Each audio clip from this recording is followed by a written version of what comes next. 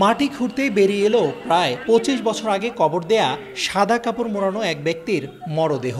মঙ্গলবার দুপুরে রংপুরের কাউনিয়া উপজেলার শিবু কুটিরপাড় এলাকার বাজার মসজিদের পাশে এ ঘটনা ঘটে।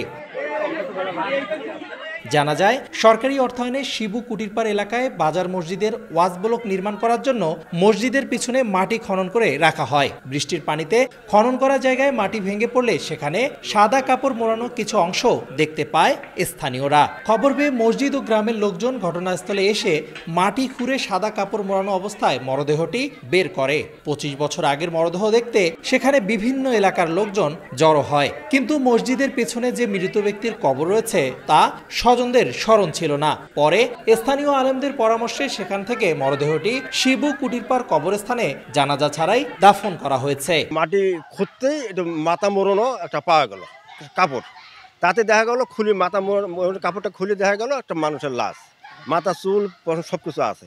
দেখে আমরা সবাই এখানে মুরব্বীরা বসে একটা পরামর্শ করার পরে এখান থেকে লাশটা তুলে নিয়ে আরেক গুরুস্থানে আমরা এখন নিয়ে যেতেছি। ২২ বছর আগে যে কবর না, ওটা আমাদের স্মরণ ছিল না যেখানে কবর আছে। তারপরে খোঁড়ার পরে দেখা যায় লাশ বাড়াইছে। স্থানীয় লোকজন জানান, মৃত ব্যক্তির নাম হোসেন মুন্সি। তিনি মসজিদের মুয়াজ্জিম এবং পরেজগার ব্যক্তি ছিলেন। প্রায় ২৫ বছর আগে মসজিদের পেছনে তাকে দাফন করা হয়।